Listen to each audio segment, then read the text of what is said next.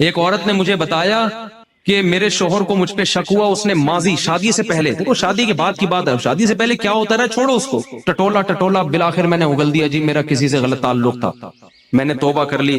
کہہ رہے جب بھی پھڈا ہوتا ہے کہتے تم ہو تو وہی نا، میں نے کہا غلطی آپ کی ہے، کیوں بتا رہی ہو بھائی؟ وہ 100 دفعہ بھی پوچھ رہے ہیں آپ کیوں بتا رہے ہو، کیوں بتا رہے ہو آپ اس کو؟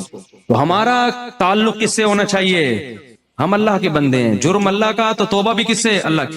اور ایک اور بات سے بات نکلتی ہے، بعض خواتین کے ساتھ کوئی ایسا واقعہ ہو چکا ہوتا ہے کہ وہ کنواری نہیں رہتی، بعض دفعہ کوئی مسئلہ ہوتا ہے ان کے ساتھ، یا بعض دفعہ کوئی برائی ہو چکی ہوتی ہے جس سے وہ توبہ کر چکی ہوتی ہیں، وہ شادی کرتے ہوئے ڈر رہی ہوتی ہیں، تو ڈر رہی ہوتی ہیں کہ شوہر کو پتا چلے گا، وہ کہے گا یہ تو کنواری نہیں ہے۔ تو وہ جب میں فون اٹھاتا تھا نا اس طرح کے مشورے بھی کہ ہم کیا شوہر کو بتا دیں، تو یہ حماقت نہیں کرتا بھائی، یہ تو کسی بھی طرح سے زائل ہو سکتا ہے، کسی بیماری سے بھی ہو سکتا ہے پردہ زائل، اور بھی 10 بعضوں کے پیدائشی نہیں ہوتا، تو ایسے موقع پہ جھوٹ بولنا بھی جائز ہے۔ نہیں آ رہی بات؟ عورت کے لیے جائز ہے کہ وہ شوہر سے بولو نا، جھوٹ بول دے، وہ یہ نہ بتائے کہ میں نے بدکاری کی ہے پھر توبہ کر لی ہے، یہ اتنی تفصیل میں جانے کی ضرورت نہیں ہے، وہ بول دے بھائی یہ پیدائشی نہیں ہے، یہ جھوٹ ہے، لیکن کیوں؟ وجہ اس کی یہ کہ اس کمبخت کو یہ تفتیش کی اجازت نہیں ہے کہ وہ پوچھے آپ سے، جو ماضی کے قصے ہیں وہ کیا ہیں؟ وہ ختم، وہ پرانے ہیں۔ تو جو ٹوہ میں لگتا ہے نا، ٹوہ میں گھستا ہے ایک دوسرے کی ٹوہ میں، اللہ اس کو کیا کرتے ہیں؟ رسوا کرتے ہیں۔ تو گناہ ہو جائے کس سے تعلق؟ اللہ سے۔ ہم عیسائی تھوڑی ہیں کہ پادریوں سے جا کے یا پنڈتوں سے جا کے اپنے گناہ شیئر کر رہے ہوں، مجھے بھی لوگ آ کے بتاتے ہیں، میں کہتا ہوں یار مجھے نہیں بتاؤ کیا ہوا ہے، میں بھی انسان ہوں۔ ہاں ایک صورت میں آپ بتائیں، جیسے کوئی مریض ڈاکٹر کو اپنی بیماری بتا رہا ہوتا ہے علاج کے لیے، تو کسی بزرگ سے کسی عالم سے آپ کا تعلق ہے، آپ سمجھتے ہیں کہ اس سے میں مشورہ لے سکتا ہوں، اور مشورہ اس وقت تک نہیں لے سکتا جب تک میں اس کو اپنا پورا مرض بتاؤں نہیں کہ میرے اندر کیا گناہ ہے جو میں چھوڑنا چاہتا ہوں مگر مجھ سے چھوٹتا نہیں۔ ایسی صورت میں پھر مجبوری ہے بتانے کی تاکہ وہ اس کا کوئی علاج بتایا، تو اس کا خیال کرنا چاہیے۔ یہ اللہ کا دین کتنا زبردست ہے، اللہ نے ہمیں بتا دیا گناہ سے بچنا کیسے، ہو جائے تو کرنا کیا ہے۔ تو ہمارا رب ہے غفور الرحیم، جب توبہ کرو گے اللہ کہتے ہیں میں بتا دوں گا کہ میں لوگ خلق اللہ فی ارحامہن، اللہ نے عورت کو حکم دیا، مسلمان عورت کو، کہ اگر تمہیں طلاق ہو جائے تو تمہارے پیٹ میں اگر حمل ہے، اس حمل کو، اس پریگننسی کو تمہیں چھپانے کی اجازت بولے نہیں ہے، اگر تم اللہ اور آخرت پر ایمان رکھتی ہو۔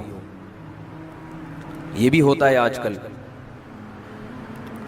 کیونکہ اس معاملے میں مرد عورت کی زبان پر اعتماد کرتا ہے۔ اگر ایک مرد نے کسی عورت کو طلاق دی، عورت کو اگر حمل ہے وہ چھپا لے گی اور وہ بتائے گی مجھے مینسز آنا شروع ہو گئے، مرد یقین کر لے گا بھائی 3 مینسز گزر گئے، عدت ختم۔ کسی اور مرد سے نکاح کرے گی، اس کو بتائے گی بھائی میری عدت پوری ہو گئی ہے۔ اس بات کا امکان ہے کہ وہ بچہ کسی اور مرد کے کھاتے میں ڈال دے، مرد تو نہیں دیکھ رہا کہ واقعی عدت ختم ہوئی ہے، یہ تو یہ عورت جانتی ہے اور اللہ جانتا ہے۔ تو اس معاملے میں اللہ نے حکم دیا عورت کو کہ وہ خیانت بولے نہیں کرے۔ مردوں کو اللہ نے حکم دیا کہ جب بھی کسی عورت کو تم طلاق دو گے تو اس کا مال چھیننے کی تمہیں اجازت نہیں ہے۔ لا یحل لکم ان تأخذوا مما آتیتموہن شیئا، جو کچھ اس کو دیا ہے نا شادی سے پہلے، ایک دھیلا بھی واپس لینے کی اجازت بولو نہیں۔ آج جہیز بھی جو وہ اپنے گھر سے لائی ہے نا وہ بھی ہتھیا لیتے ہیں، اپنے دیے ہوئے گفٹ تو واپس لیتے ہی ہیں، جو وہ اپنے گھر سے لائی ہے وہ بھی ہتھیا لیتے ہیں۔ یہ سارے قرآن کے احکام ہیں جس کی آج دھجیاں اڑائی جا رہی ہیں، کیونکہ ان احکام کا لوگوں کو علم ہی نہیں ہے۔ لوگ محرم میں کربلا، ربیع الاول میں جو مخصوص بیانات ہوتے ہیں وہ، یعنی سیزن وائز چل رہے ہوتے ہیں ہم لوگ۔ جو پریکٹیکل لائف ہے ہماری، عملی زندگی ہے جس کے لیے پیغمبر صلی اللہ علیہ وسلم کو بھیجا گیا، معاشرے کی اصلاح کے لیے، اللہ کے حقوق سکھانے کے لیے اور ایک دوسرے کے حقوق سکھانے کے لیے، اس پریکٹیکل لائف کی طرف ہماری توجہ نہیں، ہم دوسری چیزوں میں زیادہ لگ گئے ہیں۔ بس وہ جوشیلی تقریریں، لوگوں کو رلانا دھلانا یہ کام رہ گیا، بہت سو کا، سب کا نہیں، اہل حق ہر دور میں رہیں گے۔ تو اللہ نے حکم دیا کہ ڈیورس کے بعد آپ کو عورت سے کچھ لینے کی اجازت بولو نہیں۔ ہاں خلا کی صورت میں مہر واپس لے سکتے ہو۔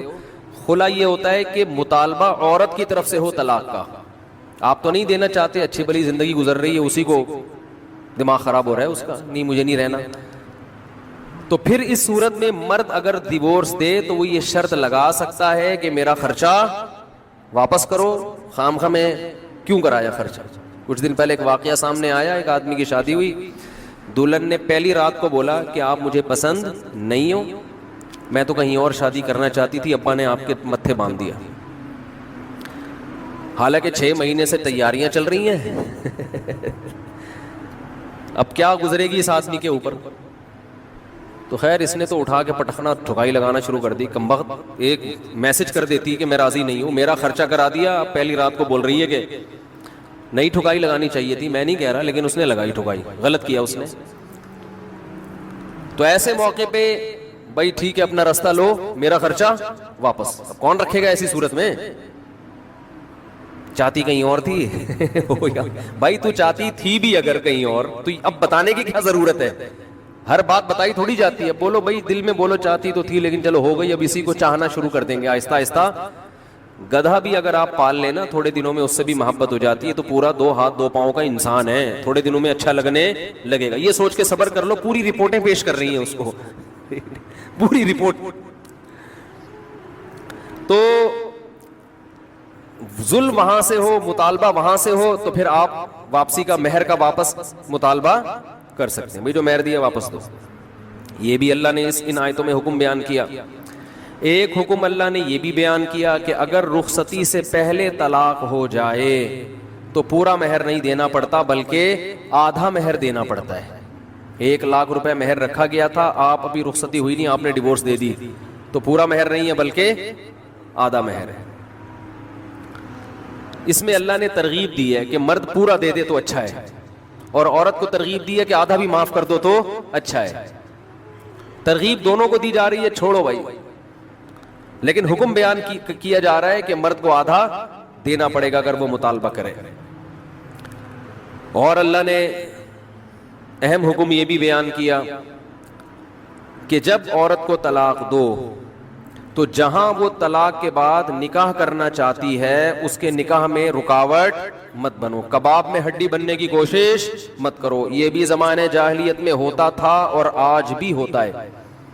فَلَا تَعْضُلُوهُنَّ أَن يَنكِحْنَ أَزْوَاجَهُنَّ، اگر تم نے چھوڑ دیا ہے اس کو، عرب اس کو غیرت کا مسئلہ بنا لیا کرتے تھے کہ ہم نے چھوڑا ہے تو اب ہم کہیں اور اس کی شادی نہیں کرنے دیں گے، ہمارا معاذ اللہ یوں کہتے تھے تھوکا ہوا مال، جیسے آج بھی لوگ کہتے ہیں ہم نہیں کہیں اس کو نکاح کرنے دیں گے۔ اس سے بھی قرآن نے کیا کیا؟ منع کیا، اور اس سے بھی منع کیا کہ اپنی مرضی سے زبردستی اس کا نکاح بھی مت کراؤ طلاق یافتہ کا۔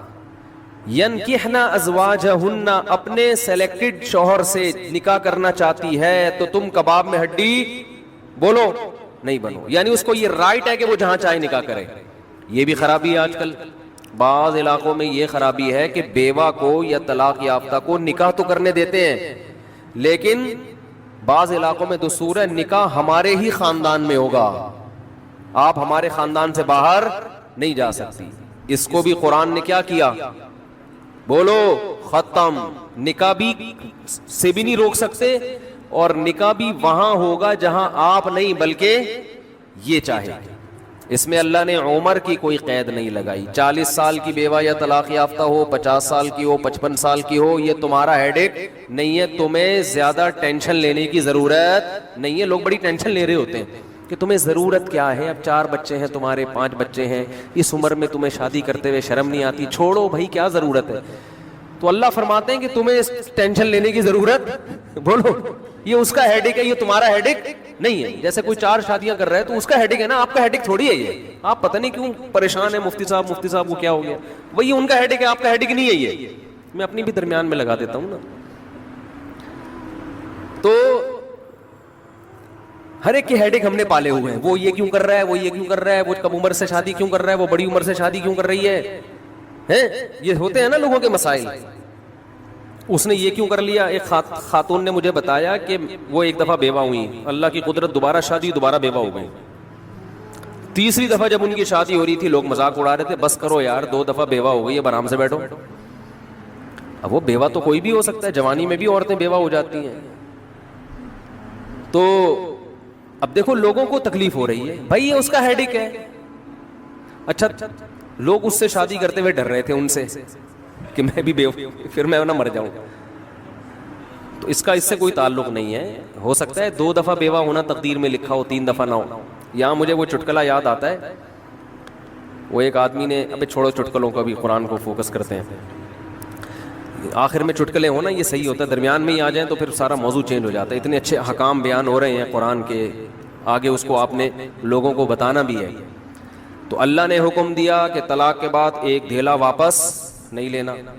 خلا کی صورت میں لے سکتے ہو, مگر خلا بھی شوہر کی رضا سے ہوتا ہے, یک طرفہ نہیں ہوتا, یاد رکھیں.